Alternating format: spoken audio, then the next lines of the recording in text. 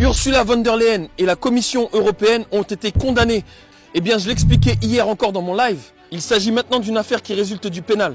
Tu me diras en quoi ça nous concerne. C'est quand Ursula von der Leyen, qui doit être démise et qui va être démise, que les instances européennes vont choisir de trahir les peuples et les nations. Et c'est là qu'entre en jeu Emmanuel Macron. Car comme je l'ai démontré à maintes reprises, ils ont modifié les traités en novembre 2023 sans en demander l'avis au peuple européen et sans même nous tenir informés. Il faut savoir que les traités ont été adoptés, il ne reste plus qu'à ce qu'ils soient ratifiés pour être mis en exécution. Et là où le bas blesse, il y a l'amendement 26 qui va remplacer l'article 15 qui dit que le président du Conseil européen ainsi que le président de la Commission européenne fusionnent et deviennent un seul président.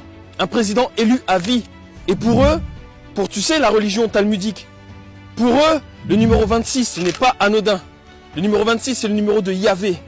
D'accord? Donc, en quoi cela concerne Galia? Eh bien, écoute cette parole de Klaus Schwab. On est dans une année décisive, c'est l'Europe. Avec le Brexit, on devrait reconstruire l'Europe.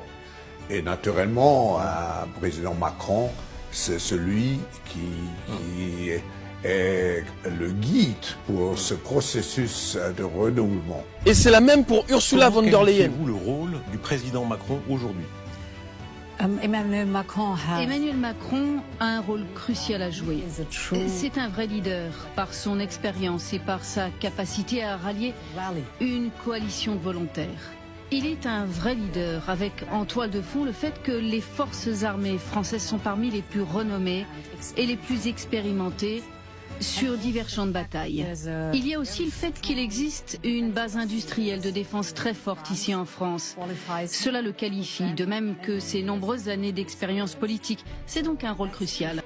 Est-ce que tu comprends qu'ils vont nous faire basculer dans un empire technocratique et numérique et que notre seule alternative, c'est d'unir les peuples d'Europe et faire en sorte de rétablir l'empire des peuples souverains de Galia. En bio, je vous ai partagé le lien d'une pétition.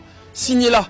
Lisez-la et signez-la. Mais vous verrez que je n'ai pas préparé que la pétition. J'ai aussi préparé des mises en demeure pour tous les États, tous les gouvernements, tous les royaumes qui nous ont spoliés. Et au-delà de ça, j'ai préparé des solutions pour pouvoir établir une économie saine et souveraine et ainsi pouvoir rétablir l'harmonie entre les peuples. Il ne tient qu'à nous de réaliser ce coup d'État en un jour que eux veulent nous faire. Il ne tient qu'à nous de renverser la donne. Ce n'est pas un appel en vain que je fais. Donc like, partage et abonne-toi, car aujourd'hui tu n'as plus que deux choix. Soit monarque, soit Macron. Et je préfère sincèrement que chacun de nous redevienne des monarques.